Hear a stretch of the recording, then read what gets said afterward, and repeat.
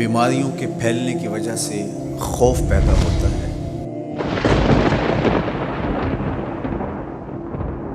تو بشری کمزوریوں کی وجہ سے ہم لوگ بہت زیادہ متاثر ہوتے ہیں۔ تو اس بارے میں امام غزالی علیہ الرحمہ نے لکھا ہے کہ لوگوں میں دو طرح کا موت کا خوف پایا جاتا ہے۔ کچھ لوگ موت سے اس لیے ڈرتے ہیں کہ اگر موت آ گئی تو میری زندگی کی لذات چھن جائیں گی، میرا کاروبار جس کو محنتوں سے میں نے کھڑا کیا، میری نسل جو پروان چڑھی اور اب ان کی خوشیاں دیکھنے کا مجھے موقع نصیب ہونا ہے، موت سے سب کچھ بکھر جائے گا اور میرے مستقبل کے سجائے ہوئے سارے خواب چکنا چور ہو جائیں گے۔ دوسری بات، موت کا خیال آتے ہی انسان پر یہ کیفیت طاری ہوتی ہے کہ میں اللہ کے حضور کون سا منہ لے کے پیش ہوں۔ اپنے مواخذے کا اسے ڈر ہوتا ہے، اپنے اعمال کی جواب دہی کا اسے خیال آتا ہے، اور وہ سوچتا ہے کہ میں اللہ کے حضور پیش ہوں گا تو میرے ایک ایک عمل کا جواب مانگا جائے گا، تو میں کیا اپنے اعمال کا جواب دے سکوں گا؟ فرمایا کہ پہلی قسم کا جو خوف ہے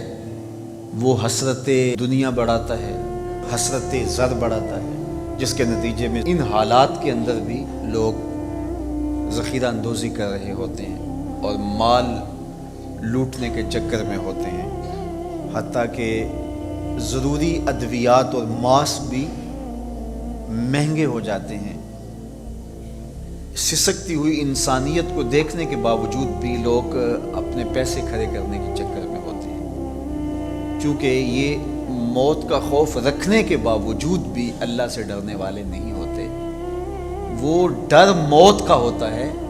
کہ اگر موت آ گئی تو میرے بچوں کا کیا بنے گا، تو میں ان کے لیے زیادہ سے زیادہ جمع کر جاؤں،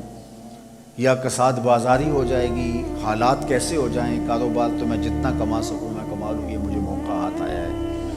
تو موت کا یہ خوف نامحمود ہے۔ لیکن دوسری جانب جب موت کا اس طرح کا خوف بندے کے دل میں پیدا ہوتا ہے کہ میری تو کتنی نمازیں ہیں جو میرے ذمے باقی ہیں، میں نے ابھی تک ان کو ادا نہیں کیا، میرے ذمے قضا ہیں نمازیں، میں نے کتنے حقوق لوگوں کے میرے ذمے ہیں ادا نہیں کیے، میں نے کسی کا دل دکھایا ہے، میں نے کسی کو اذیت پہنچائی ہے، اتنے گناہ ہیں، ان کی معافی میرے ذمے ہے۔ تو اگر یہ خوف انسان کی طبع میں راسخ ہوتا ہے تو پھر وہ رجوع اللہ کرتا ہے، پھر وہ توبہ کرتا ہے، استغفار کرتا ہے، حقوق العباد کی تلافی کرتا ہے،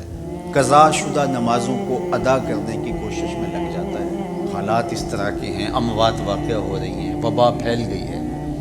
تو میں اللہ کے حضور پیش ہوں تو میری نمازیں تو پوری ہیں، میں نے کسی کا حق تو نہ دینا ہو،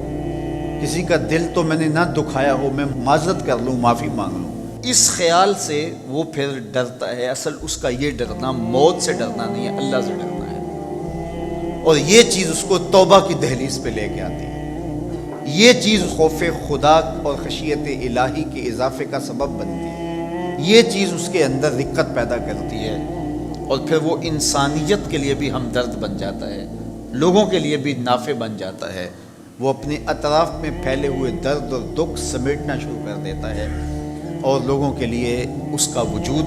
ضرر کا سبب نہیں، نفع کا سبب بن جاتا ہے، اور ایک صالح اور پاکیزہ معاشرہ تشکیل پانے لگ جاتا ہے۔ اگر اس کی قسمت میں موت لکھی ہے تو وہ سرخرو ہو کے جاتا ہے،